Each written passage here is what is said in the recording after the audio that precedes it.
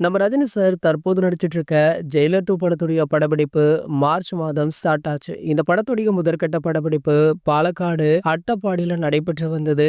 அங்கு ரஜினி சார் நடிக்கும் காட்சிகள் படமாக்கப்பட்டதா. இந்த படத்துல நடிகர் ரஜினிகாந்த் சாருடன் ரம்யா கிருஷ்ணன், மிர்னா, ஃபகத் ஃபாசில், சிவராஜ்குமார் அப்படின்னு மிக பெரிய நட்சத்திர பட்டாளமே நடிக்கிறாங்க. இந்த படத்திற்காக ரஜினி சார் வாங்கிய சம்பளம் குறித்த தகவல்கள் தற்போது வெளியாகி இருக்கு. சோ அதன்படி பாத்தீங்கன்னா ஜெயிலர் 2 படத்திற்காக நம்ம ரஜினி சார் 260 கோடி ரூபாய் சம்பளம் வாங்கியிருக்காரா. இதன் மூலம் தமிழ் சினிமாவில அதிகம் சம்பளம் வாங்கும் நடிகர்களுடைய பட்டியல்ல விஜய் சாரை தாண்டி இருக்காரு நம்ம ரஜினிகாந்த் அவர்கள். சோ விஜய் சாரோ பாத்தீங்கன்னா அவருடைய கடைசி திரைப்படமாக சொல்லப்படுற கோட் திரைப்படத்திற்கு 240 கோடி ரூபாய் சம்பளம் வாங்கினாரு. அதனடுத்து தற்போது நம்ம ரஜினிகாந்த் அவர்கள் ஜெயிலர் 2 படத்திற்காக 260 கோடி வாங்கி உள்ளது. தற்போது இவர்தான் அதிக சம்பளம் வாங்கும் நடிகர் அப்படின்ற அந்தஸ்தை பெற்றிருக்காரு. சோ அது மட்டும் இல்லாம அடுத்தடுத்த படங்கள்ல இந்த சம்பள விவகாரம் ஏறிக்கொண்டே போகும் அப்படின்னு சொல்லப்படுது. ஆகையால பாத்தீங்கன்னா சூப்பர் ஸ்டார் இந்த வயதிலுமே சூப்பர் ஸ்டாராக திகழறார் அப்படின்னு பலருமே புகழ்ந்து தள்ளிட்டும் இருக்காங்க. ஜெயிலர் படத்திற்கு 260 கோடி,